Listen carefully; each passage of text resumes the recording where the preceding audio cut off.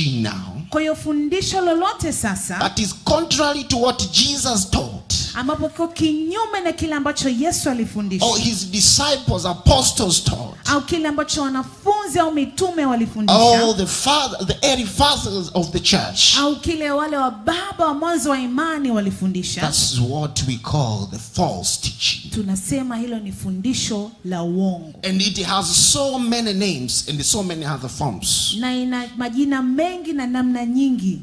Sometimes it is called the other doctrine. Wakati mwingine inaitwa mafundisho mengine. Sometimes it's called the doctrine of the devil. Wakati mwingine inaitwa fundisho la shetani. Sometimes it is called the spirit of Antichrist. Wakati mwingine inaitwa roho ya mpinga Kristo. This is what we call the false teaching. Haya yote ndio yanaitwa mafundisho ya uongo. Jesus said, Yesu anasema, you will know the truth, mtaijua kweli, and the truth shall set you free. na hiyo kweli itawaweka huru. So the true freedom Kwa hiyo uhuru wa kweli that a man is looking or is seeking ambao unatafutwa is found in knowing the truth. inapatikana katika kujua ile kweli. But now we know what the false teachers or the false teaching does. Sasa mafundisho ya uongo yanachofanya, It distorts the truth. inaharibu ile kweli. So people are thinking like they are getting the truth, Kwa watu wanafikiri kama wanapata hiyo kweli, but that truth is not a pure truth, lakini sio kweli iliyokamilika. and that truth has no power of setting them free. Na hiyo kweli haina nguvu ya kuwaweka huru. So you see many people Hivyo unaona watu wengi who are calling themselves Christians, ambao wanajiita wa they are Kristo still in bondage of sin.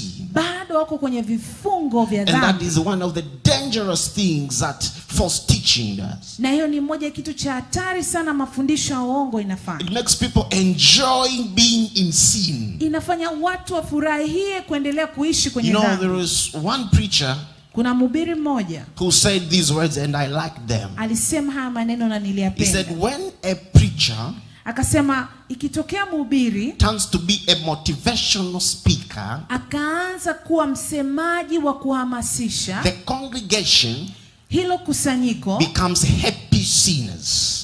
wanakuwa watenda dhambi wenye furaha. And that is what is happening through false teaching. Na ndicho kinachotokea kwenye mafundisho ya As people uongo. are being given false hope. Maana watu wanapewa matumaini yasiyo ya kweli. There is no truth that is going to set them free is being delivered to them. Hakuna kweli inayoachiliwa kwao ambayo itawaweka huru. So people are still in slavery, Kwa watu bado wako kwenye utumwa, but they are calling themselves Christians. lakini wanajiita wa Kristo. And if you share a word of God with them, Na ukiwashirikisha maneno ya Mungu they nao, will tell you, I am also a born again, atakwambia na mimi nimeokoka and I am attending in so and so. na ninaenda kanisa hili na But if you hili. look at their lives, Lakini ukitizama maisha yao, you see that these people are still in bondage of sin. unaona watu hao bado wako kwenye vifungo vya dhambi, They are still suffering. bado wanateseka. And that is the purpose of false teaching. Na hilo ndio kusudi la fundisho la uongo. Hallelujah, church. In Matthew 16:18,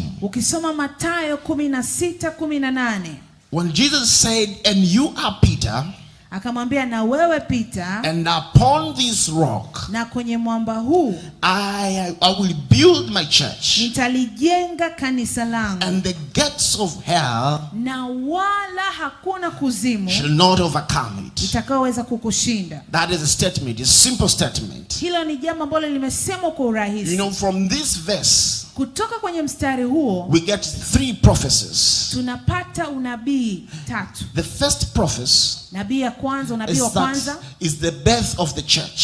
ni ile kwamba kanisa sasa linazaliwa. So Jesus prophesied about the birth of the church. Kwa Yesu anatabiri kwa habari ya kanisa kuzaliwa. The second prophecy Utabiri wa pili is that this church which will be born kwamba hili kanisa litakalozaliwa will face opposition.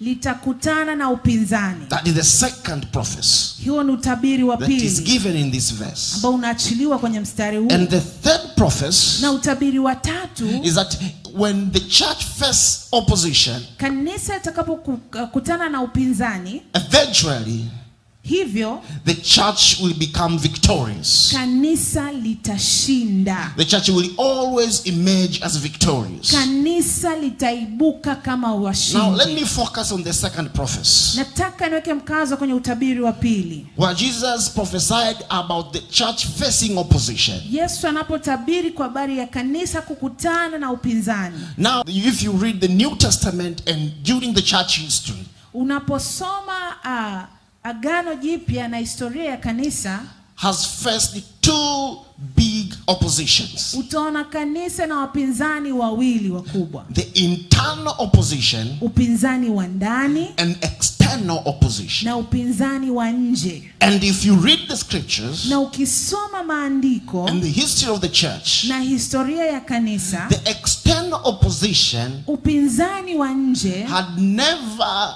succeeded in weakening the church. haujawahi kufanikiwa katika kudhoofisha kanisa. You know, from the year 100 AD 100 AD up to 313 AD, mpaka 313 AD, in church history, katika historia ya this period is kanisa, known as the period of persecution. inatambulika kama kipindi cha majaribu na adha kuu. Many Christians died at that time. Wakristo wengi walikufa wakati huo.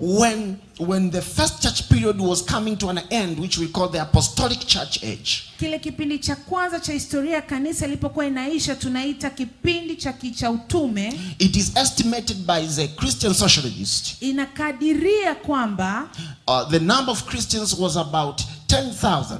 Idadi ya Wakristo ilikuwa 10,000 in the whole of Roman Empire. katika utawala wa Rumi. But Lakini a surprising fact, kitu ambacho kinashangaza, that when the church was coming to an end of the period of persecution, wakati kanisa linafika mwisho wa kipindi cha majaribu mengi, the number of Christians idadi ya Wakristo went up to 40 million. ilienda mpaka milioni 40. And now I want just you to think here. Nataka ufikirie hapa. It was the period of persecution. Ilikuwa kipindi cha mateso. If you say you want to become a Christian, ukisema unataka kuwa Mkristo, it means you were ready to die. ina maana ulikuwa tayari kufa. And many people died. Na watu wengi walikufa. But still the church grew in number. Lakini bado kanisa lilikuwa kwa idadi. Despite this opposition, pamoja na upinzani uliokuwepo, despite the persecution the church faced, pamoja na majaribu ambayo kanisa lilikuwa nayo. This is what we call the external opposition. Hii tunaita upinzani wa nje. And it is not that capable of weakening the church. Haina nguvu kudhoofisha kanisa. If the church is internally strong. Kama kanisa ndani liko imara. You know, the devil changed the strategy. Sasa adui akabadilisha mbinu na mkakati. From 313 katika ule mwaka 313 up to 1453 mpaka mwaka 453 1453 he stopped attacking the church from outside. Akaacha kuishambulia kanisa kwa nje. And he decided to attack the church from the inside. Akaanza kulishambulia kanisa kwa ndani. And one of the methods that he used, na moja ya njia ambayo alitumia, is false teaching. Ni mafundisho ya uongo. So false teaching, kwa mafundisho ya uongo, is one of the great enemy. Ni adui mkubwa. Or let me say a lethal enemy. Ni adui hatari. A lethal weapon. Ni zana ambayo anatumia adui to weaken the church today. Kudhoofisha kanisa leo. And with the people that are living in the last days, na watu tunaoishi katika siku za mwisho, the Bible tells us we shall see the increase of false teachings in our times. Biblia inasema tutaona ongezeko la mafundisho ya uongo. You everywhere right now you can come across false teachings. Maana kila mahali sasa unakutana na mafundisho ya uongo. Because in the world that we are in today, maana katika ulimwengu tunaoishi leo, people have access to information. Watu wanaweza kupata taarifa. You know, a normal Christian today, unajua Mkristo wa kawaida leo, can have up to 5 pastors Anaweza kawa na wachungaji mpaka 5. Can have a local congregation like this one pastor. Anaweza kawa na mchungaji wa mahali pamoja A kama hapa. YouTube pastor. Anaweza kawa na mchungaji wa YouTube. A Facebook pastor. Na anaweza kawa na mchungaji wa Facebook. A radio pastor. Anaweza kawa na mchungaji wa radio. A TV pastor. Anaweza kuwa na mchungaji wa televisheni. Na mchungaji mwingine. All these are his or her pastors. Yani mtu huyu mmoja, watu wote hawa ni wachungaji wake. And the person is receiving something from them. Na huyo mtu anaendelea kupokea vitu kutoka kwa hawa wachungaji. No wonder we have confused Christians in the church today. Ndio maana kwenye kanisa tuna Wakristo waliochanganyikiwa. Because they have been hearing things. Kwa sababu wamekuwa wakisikia mambo. And some of the things, na baadhi ya mambo, they are not correct according to the doctrine. Hayako sawa na mafundisho ya kweli. So the purpose of sharing this sermon to you today, kwa hiyo kusudi la kukufundisha somo hili leo, is to at least give you some characteristics, ni kupe angalau sifa of false teaching. Ya mafundisho ya uongo. Because we cannot stop you from listening to these teachers and pastors. Hatuwezi kuwazuia kuendelea kusikiliza mafundisho haya na wachungaji. But at least when you are listening to them, lakini angalau basi ukiwa unasikiliza, have an idea of what you are listening. Utambue basi kile unachokisikiliza. Hallelujah, people of God. Hallelujah, watu wa Mungu. Hallelujah. Now, the first characteristics of a false teaching. Sifa ya kwanza ya fundisho la uongo. And this is how you can identify false teaching. Hivi ndivyo ambavyo utatambua fundisho la uongo. The Bible tells us through the epistle of John. Biblia inatuambia kupitia waraka wa Yohana, chapter 4. Yohana sura ya 4. You can read from verse 1 to 6. Kuanzia ule mstari wa kwanza mpaka 6. But we will read the few first verses. Tutasoma zile sura za kwanza. And I will allow my interpreter to read. Na mtafsiri atasoma. Wapenzi, msiamini kila roho, bali zijaribuni hizo roho kwamba zimetokana na Mungu, kwa sababu manabii wa uongo wengi wametokea duniani. Katika hili mwajua roho wa Mungu, kila roho ikirio kwamba Yesu Kristo amekuja katika mwili yatokana na Mungu, na kila roho isiyomkiri Yesu haitokani na Mungu. Na hii ndiyo roho ya mpinga Kristo, ambayo mmeisikia kwamba yaja na sasa imekwisha kwako duniani. Thank you. Here Apostle John, hapa mtume Yohana, he said that there is a reality of false prophets. Anaonyesha kwamba kuna ukweli wa kuwepo manabii wa uongo. But he told these people, lakini anawaambia watu hawa, do not accept every teaching or prophets that you receive. Usikubali kila fundisho au nabii unaopokea, but test it. Lakini jaribuni au pima. And now he continues to tell them, sasa anaendelea kuambia how they are going to test it. Namna gani wanaweza kupima. He told them to test every spirit. Anasema pimeni kila roho. But how are they going to test it? Sasa watapimaje? The first way to test it, njia ya kwanza ya kupima, is that a false teaching, ni kwamba fundisho la uongo, denies the deity, inakataa kwamba, or the divinity of Jesus. Denies the deity or divinity of Jesus. Inakataa kuwepo kwa uungu wa Yesu. Hello. Hello. Hello. Now, how many teachings you have come across which denies the deity of Jesus? Ni mafundisho mangapi mkutana nayo ambayo inakataa kuwepo kwa uungu wa Yesu? There are so many. Ni mafundisho mengi. And recently, na hivi karibuni, there was one of the pastors. Kulikuwa kuna mmoja wa mtume au mchungaji. And he started to speak these things. Na kaanza kusema haya mambo. And I was amazed. Nikashangazwa.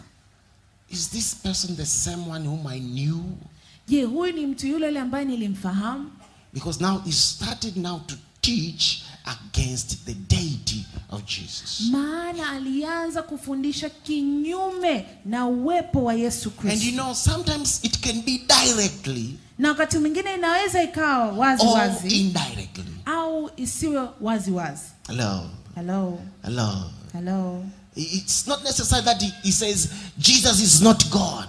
Anaweza asiseme moja kwa moja kwamba Yesu sio Mungu. But as Jesus said, you will discover them by their fruits, or you will identify them by their fruits. Maana Yesu anasema utawatambua kwa matunda yao. So there are some things that will be happening in their services, in their teachings, Kwa kuna vitu taviona kwenye mafundisho yao that will tell you that this person itakwambia mtu huyu is denying the deity of Jesus. anakataa uungu wa Yesu. For example, Kwa mfano, there are people who from the beginning of their service up to the end of their service, kuna watu kuanzia mwanzo wa ibada mpaka mwisho there is no mention of the name of Jesus. hawataji jina la Yesu. Do you think that is normal? Wewe unafikiri ni sawa au kawaida?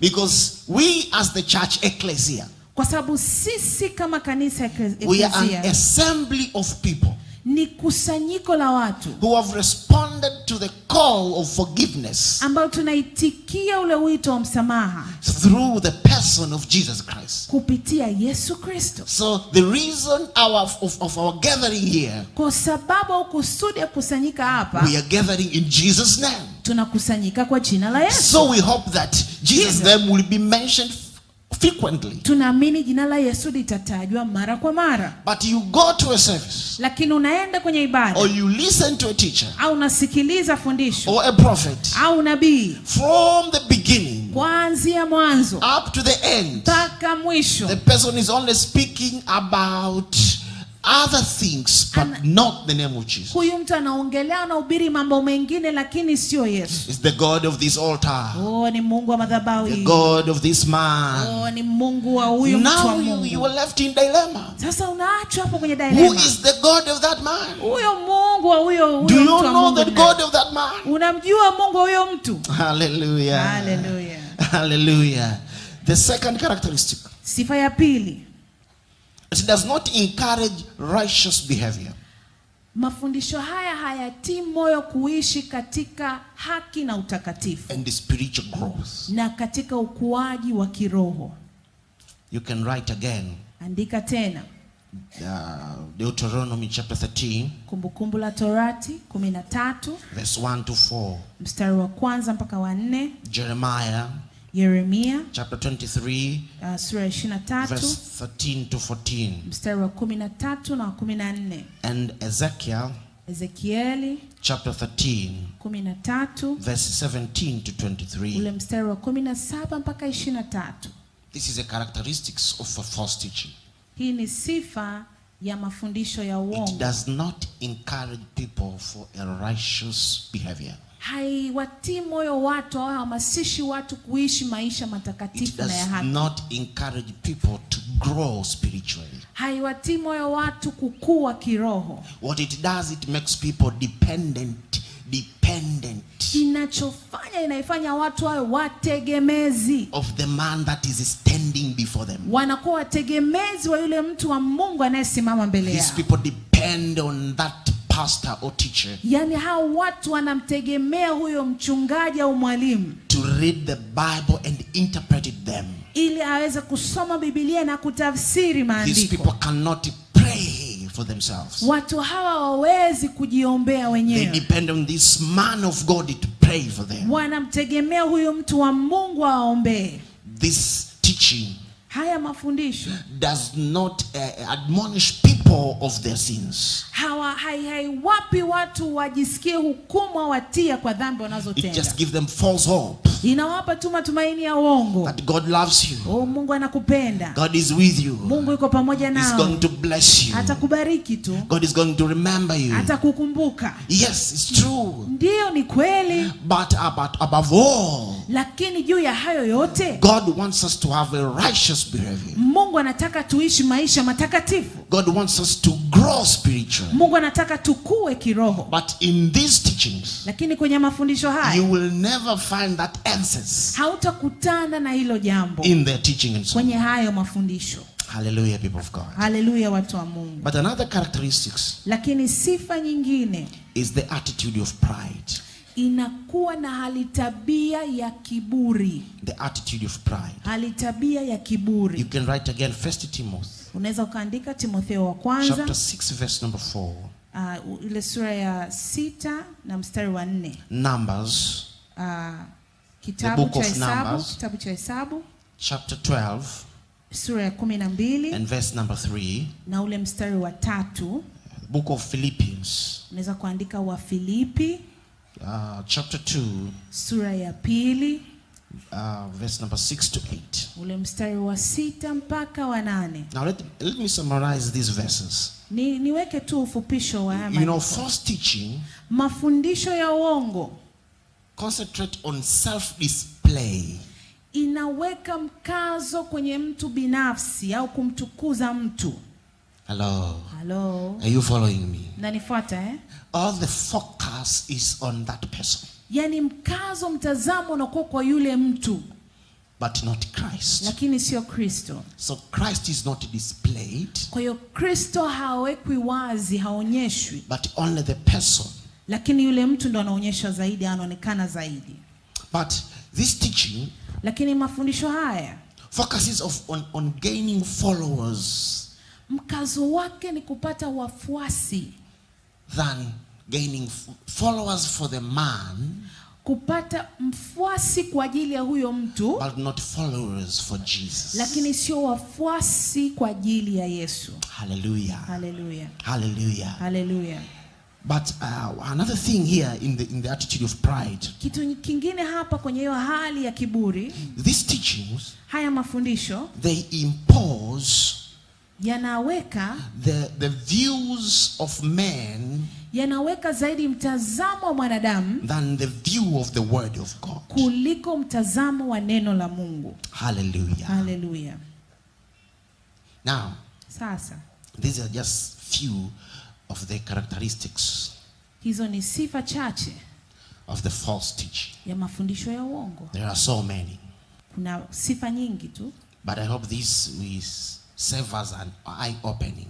Nafikiri haya tatusaidia kutufungua macho. And you will develop a desire, na utakuwa na shauku, to know more about the characteristics of false teaching. Kujifunza zaidi kwa habari ya sifa za mafundisho ya uongo. So that you can stand guard against the false teachers. Ili uweze kusimama kinyume na mafundisho ya uongo. In the world of confusion today. Katika ulimwengu uliokuwa na machangamoto mengi leo. Shall we stand up? Naomba tusimame. In the book of Matthew chapter 16. Katika kitabu cha Mathayo 16. Verse number 6. Na ule mstari wa 6. And verse number 11 to 12. Na ule mstari wa 11 na wa 12. In verse number 6. Kwenye ule mstari wa 6. Jesus told his disciples. Yesu anawaambia wanafunzi wake. To be aware. Waweze kujihadhari. And to guard. Na waweze kujilinda. Against the leaven of the Pharisees and Sadducees. Dhidi ya Mafarisayo na Masadukayo. What Jesus meant here. Yesu alichokuwa anakisema hapa. That his disciples. Ni kwamba wanafunzi. Should be aware. Walitakiwa wafahamu. Of the false teachings. Of the Pharisees and Sadducees. Wafahamu mafundisho ya uongo ya Mafarisayo na Masadukayo. And guard against them.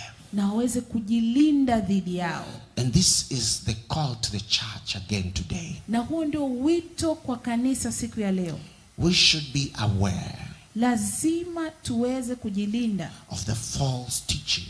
Tujihadhari na mafundisho ya uongo. But not only be aware. Lakini sio tu kutambua. But be able to guard ourselves against them. Lakini tuweze kujilinda dhidi ya mafundisho haya. Because they are everywhere. Kwa sababu yako kila mahali. And sometimes it is not easy to spot them. Na wakati mwingine unaweza usitambue kwa haraka. But if you are grounded in the word of God. Lakini kama umekaa sawa sawa kwenye neno la Mungu. And your spiritual senses are functioning well. Na hali yako ya kiroho iko vizuri na unaweza ukasikia vizuri. Something will tell you. kuna kitu kitakwambia. Despite all of the things, Pamoja na mambo yote, despite all of the miracles, pamoja na miujiza yote, despite all of the eloquence, pamoja na sifa zote nzuri, something is still wrong.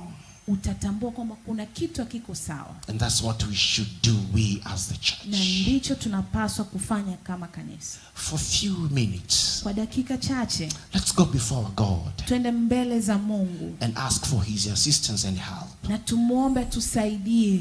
Let us pray. Tuombe. Father, thank you Baba, asante because you love maana unapenda and you care about na us, unatujali, and your perfect will for us na njia zako, kusudi lako jema kwa ajili is that yetu, all of ni us kwamba sisi wote who have come to believe in you tuliokuamini wewe will be with you tuweze kuwa na wewe when you come back again. utakaporudi tena. But before that happens, Lakini kabla hilo you hajatokea, have left us here, umetuachia, and while we are here, umetuacha hapa, there is a work that you want us to do. na kuna kazi umetuachia tufanye. And as we are struggling ourselves to do that what you have told us to do, Na tunapoendelea kufanya kile ulichotuambia tufanye, Satan is trying to oppose us, adui anaweka upinzani kwetu and he is attacking us from different na angles. anatupiga kila eneo. And one of the areas that he is trying to attack us Na moja eneo ambayo anatupiga is through the area of false teaching. ni eneo la fundisho la uongo. Father, we ask you today, Baba, tunakuomba leo, open our eyes, fungua macho yetu, open our ears, fungua masikio yetu, so then when we hear something, ili tunaposikia we jambo will be able to spot that this is not your teaching. tuweze kutambua hili sio fundisho lako. So that when we see something, Tukiona jambo we may see beyond what is being displayed in the front, tuone zaidi ya kile and kinachoonekana we may see mbele. the spirit that is working behind. Tuone na hiyo roho inayotenda kazi. For Lord, our desire Shauku yetu e is to Bwana be with you, ni kuwa na wewe, is to glorify you now kukutukuza sasa and be with you na kuwa na wewe when you come back. ukirudi. Lord, I pray Baba, naomba that you strengthen utuwezeshe, and help your church saidie kanisa to lako excel kuweza kufanikiwa against all the attacks juu ya kila shambulizi and all the plans that the devil has na, against the na church. kila mpango ambayo adui anao juu ya kanisa, In the mighty name of Jesus kwa Christ. jina la Yesu Kristo. Amen.